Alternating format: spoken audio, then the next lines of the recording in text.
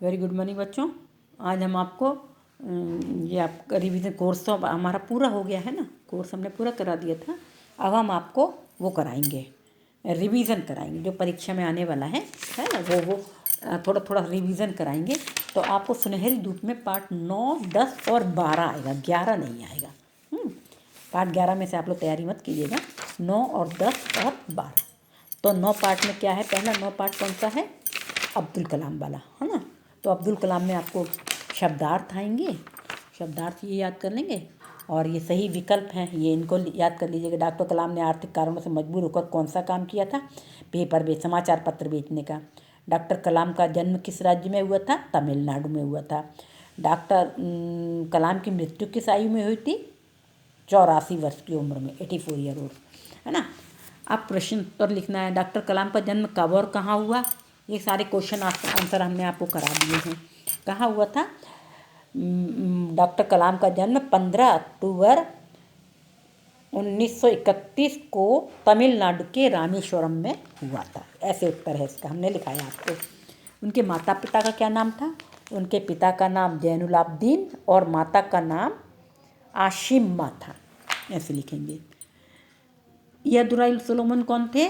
उनके गुरु थे अब्दुल कलाम के। डॉक्टर कलाम किस तरह के परिवार में रहते थे? संयुक्त परिवार में रहते थे। उन्होंने अपनी प्राथमिक शिक्षा कहाँ ग्रहण की? उन्होंने अपनी प्राथमिक शिक्षा गांव के ही पंचायत प्राथमिक विद्यालय रामेश्वरम से ग्रहण की। ठीक है, ये होंगे। अब ये लिखित प्रश्नोत्तर है। डॉक्टर कलाम अपने पिता के किन गुणों से अधिक प्रभावित थे? डॉक्टर कलाम अपने पिता के लगन, उनके ऊंचे विचारों और उनकी कर्मठता से, जो अधिक मेहनत करते थे, उससे बहुत प्रभावित थे। डॉक्टर कलाम ने स्नातक की परीक्षा कब और कहाँ से पास की?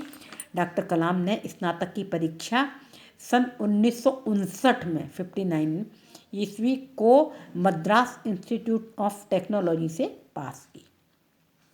डॉक्टर कलाम पायलट बनने के लिए क्यों नहीं चुने जा सके? डॉक्टर कलाम ने परीक्षा दी थी और उतने ही नंबर लेके आए थे जितने बाकी बच्चों के लाए थे, लेकिन उसमें केवल 8 ही लोगों को चुनना था। इसलिए उन लोगों का पहले नाम था, तो पहले 8 लोगों को चुन लिया गया और इनने परीक्षा पास करने के बावजूद भी वो पायलट बनने के लिए नहीं चुने जा सके। डॉक्टर कलाम ने कौन कौन से प्रक्षेपास्त्र बनाने में भूमिका निभाई, मुख्य भूमिका निभाई? डॉक्टर कलाम ने सबसे पहले भारत का पहला स्वदेशी उपग्रह प्रक्षेपास्त्र कौन सा बनाया था? सबसे पहले उनने ये भारत का पहला स्वदेशी उपग्रह प्रक्षेपास्त्र SBL बनाया। पृथ्वी और अग्नि जैसे प्रक्षेपास्त्र भी स्वदेशी तकनीक से बनाए। ये डॉक्टर कलाम ने बनाए थे। ये डॉक्टर कलाम कब राष्ट्रपति चुने गए और वे कब तक इस पद पर रहे? डॉक्टर कलाम सन 2002 में, ये देखो, सन 2002 में वे राष्ट्रपति चुने गए और उस समय पूरा होता 5 वर्ष तक, सन 2007 तक वो उसमें राष्ट्रपति पद पर रहे। देखो कहाँ दे रखा है ये डॉक्टर कलाम ये वर्ष 2002 में देश के 11वें राष्ट्रपति के रूप में चुने गए और सन 2007 तक अपने कार्यकाल के समाप्त होते मतलब पूरा 5 साल के लिए राष्ट्रपति चुना जाता है ना, तो 5 साल के लिए 2002 में चुने गए और 2007 में उस पद से निवृत्त हुए। ठीक है, तो ये हो गए आपके कलाम वाले प्रश्नोत्तर। अब है पाठ 10 में ईदगाह वाला है। रीडिंग तो आपने की होगी, उसमें भी आपको शब्दार्थ याद करना है। विकल्प है। महमूद के पास कितने पैसे थे? 12 पैसे थे। नूरे ने कौन सा खिलौना लिया था? नूरे ने वकील लिया था। और दुकानदार ने चिमटा कितने पैसे का बताया था? 6 पैसे का। और उसके पास केवल 3 पैसे थे, हामिद के पास है, लेकिन दुकानदार ने कितने का बताया था? 6 पैसे का। फिर वो 3 पैसे में दे दिया चिमटा उसने, लेकिन पहले 6 पैसे का बताया। अब अमीना अपनी कोठरी में क्यों रो रही थी?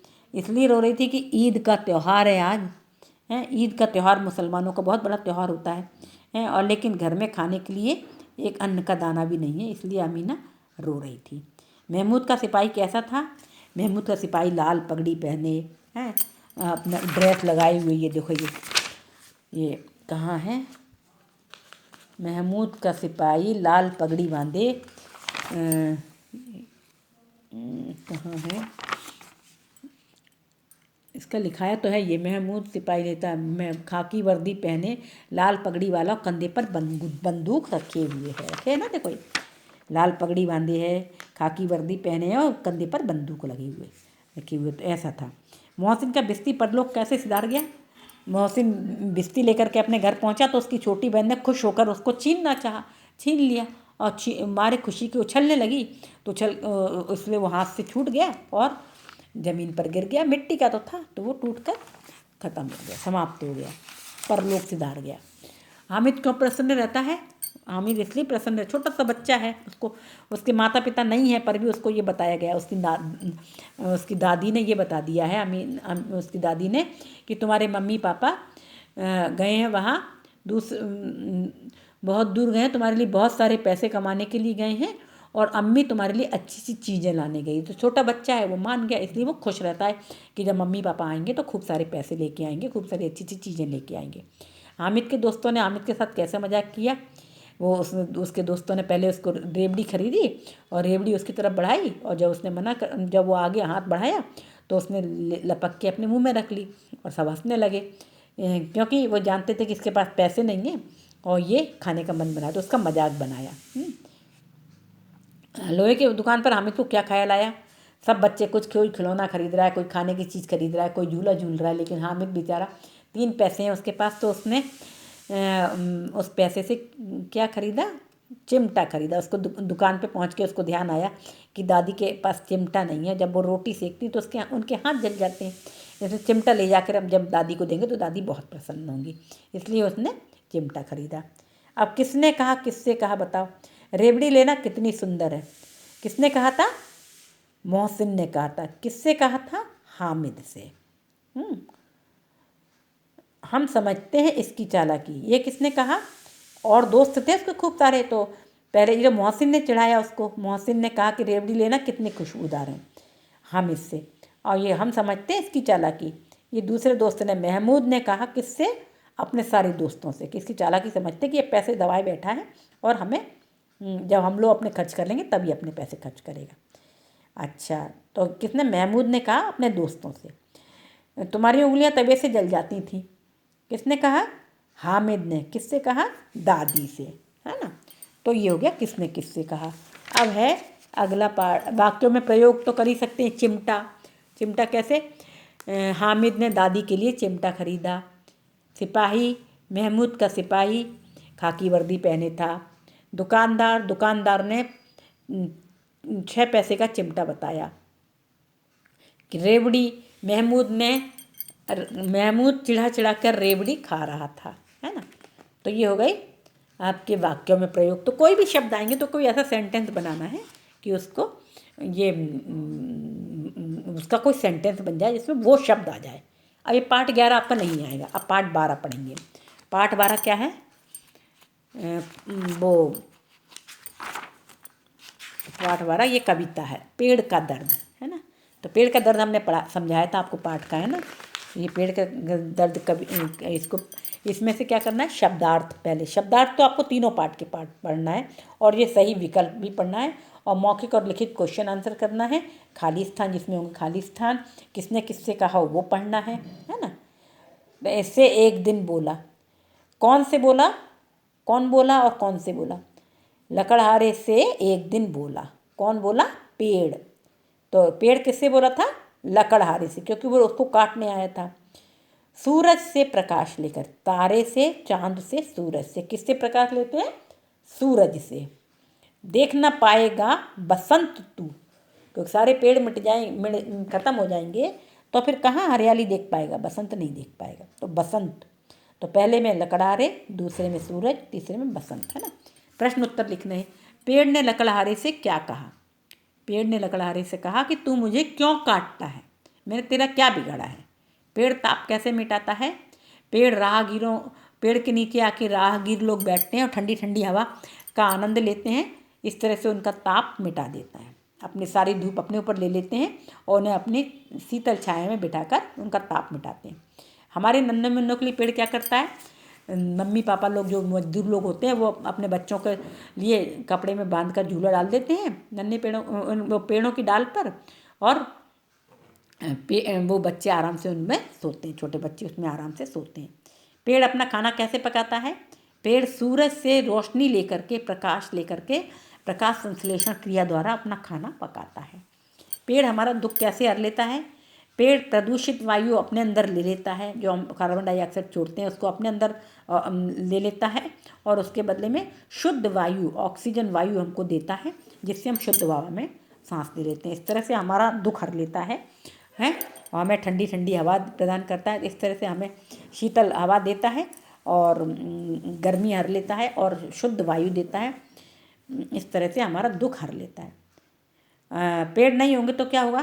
पेड़ नहीं होंगे तो हमें शुद्ध हवा नहीं मिलेगी, बारिश नहीं होगी और बाढ़ नहीं रुक पाएगी, है ना। पेड़ बारिश भी रोकते हैं, नहीं, पेड़ बारिश लेके आते हैं, और अनाज, यदि पेड़ अनाज के पेड़ ही होते हैं ना, गेहूँ चना बाजरा ज्वार का सबका पेड़ ही होता है ना, अनाज नहीं पैदा हो पाएगा।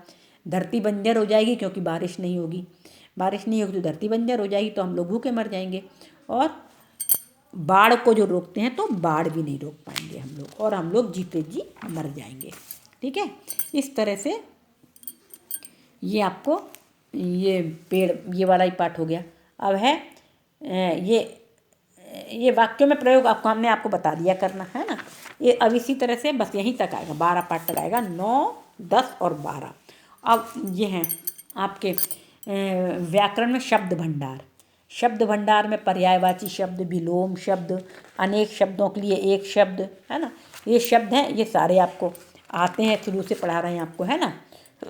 तो ये सब आपको पढ़ना है, अच्छे से याद कर लेना। ये अनेक शब्दों के लिए एक शब्द है। उसके बाद विराम चिन्ह। विराम चिन्ह हमने आपको 5 तरह के बताए थे ना, विराम चिन्ह 5 तरह के होते हैं, तो इनको आपको विराम चिन्ह पढ़ लेना ये ध्यान से, है ना। इनमें प्रश्नवाचक चिन्ह है, सबसे पहले प्रश्नवाचक चिन्ह है, पूर्ण विराम है, योजक चिन्ह है, विस्मयादि बोधक चिन्ह है और अल्प विराम है। तो ये विराम चिन्ह आपको पढ़ा दिए हैं हमने, क्लास 3rd में भी पढ़ाए थे। तो विराम चिन्ह आपको तैयार कर लेना है ना, ये विराम चिन्ह वाला पार्ट। इसमें ये जैसे ये सेंटेंस दे रखा है तो इसमें चिन्ह लगाना, कौन सा चिन्ह लगेगा, या इसमें सारे इनमें चिन्ह लगाना देख लेना है। और या तो ये मैच द पेयर, ये कौन, ये चिन्ह दे रखे हैं, इनके नाम दे रखे हैं, इनको मैच द पेयर करना है, ठीक है ना। तो ये, और मुहावरे, मुहावरे भी बताए थे हमने आपको, है ना। ये तो ये इनको मुहावरे को पढ़ना है, इनका वाक्यों में प्रयोग करना है, ठीक है। यहीं तक आपका नहीं, गिनतियाँ, हिंदी की गिनतियाँ भी आएंगी। गिनती तो आपको याद करा दी है हमने, 100 तक गिनती बताई थी आपको, है ना, 1 से लेकर 100 तक। तो हिंदी में और इंग्लिश में 1 2 3 तो आती ही है, हिंदी में भी 1 2 3 4 याद करना है, और 1 से 100 तक गिनती का शुद्ध उच्चारण करना है। उसके अलावा ये 1 से 100 तक गिनती का शुद्ध उच्चारण कीजिए। और दूसरा है राष्ट्रीय त्यौहार मनाने की विशेष तिथियां हिंदी की गिनती में लिखना है, इनकी हिंदी की गिनती में। जैसे ये लिखा, गणतंत्र दिवस कब मनाया जाता है? 26 जनवरी। 26 कहाँ है? इसमें है, हाँ ये है, इसमें ये है, देखो ये 26 ये 26 जनवरी, क्या है तिथि? 26 जनवरी, ठीक है। और स्वाधीनता दिवस की 15 अगस्त। 15, ये है, देखो 15, ये हिंदी में लिखा है 15 अगस्त, ठीक है। और उसकी तीसरा क्या है? गांधी जयंती। गांधी जयंती की तिथि क्या है? 2 अक्टूबर, ठीक है। तो ये आप गिनती वाला पाठ हो गया, है ना, गिनतियाँ याद कर लेना है। अशुद्धि शोधन, ये तो आपको शुद्ध और अशुद्ध शब्द लिखने ही है ना। शुद्ध शब्द क्या है? अशुद्ध को शुद्ध करके लिखना है, ठीक है ना। तो हमें ये इसका अशुद्धि शोधन, ये आपके अशुद्ध शब्द दे रखे हैं। मान लो ये प्रभु दे रखा है तो प्रभु सही है, गणेश नहीं बोलते गणेश बोलते हैं, किरण नहीं बोलते किरण बोलते हैं, प्रणाम नहीं बोलते प्रणाम बोलते हैं, और देखो बीमारी नहीं बोलते बीमारी बोलते हैं, राष्ट्र नहीं बोलते राष्ट्र बोलते हैं। इस तरह से विद्यार्थी नहीं बोलते विद्यार्थी बोलते हैं, पढ़ाई नहीं बोलते पढ़ाई बोलते हैं, दिवाली नहीं बोलते दीवाली बोलते हैं, कवयित्री नहीं बोलते कवयित्री बोलते हैं कवयित्री, किताब नहीं किताब, श्रीमती नहीं श्रीमती, है ना, सूर्य नहीं सूर्य। इस तरह से आपको ये पूरी ये टेबल पढ़ लेना है अशुद्धि शोधन की, ठीक है ना। बस यहीं तक आएगा आपका लगता है 17 पाठ तक, है ना। और उसके अलावा पत्र भी आ सकता है, एक पत्र कौन सा आ सकता है, हमने बताया आपको बताया क्लास 3 में बताया था कि नहीं, वो जुर्माना माफ़ी हेतु प्रार्थना पत्र इसमें आपको दे रखा होगा। एक तो छुट्टी के लिए प्रार्थना पत्र तो आता ही है आपको, है ना, छुट्टी के लिए प्रार्थना पत्र तो पढ़ना ही, लेकिन एक जुर्माना माफ़ी हेतु प्रार्थना पत्र क्या है कि वो मेरे से गमले में एक गमला टूट गया छुट्टी में, कहाँ पर है, ये है देखो इसमें दे रखा है आपके ये प्रश्न पेज नंबर 98 में, जुर्माना माफ़ी हेतु प्रार्थना पत्र। उसमें क्या, खेलते समय मेरे से एक गमला टूट गया, उसके लिए आपने मुझ पे 50 रुपये का जुर्माना लगाया है लेकिन मैं ये रुपए देने में असमर्थ हूँ।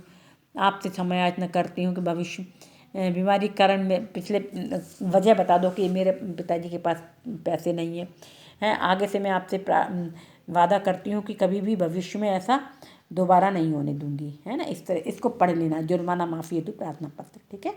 Okay, good day.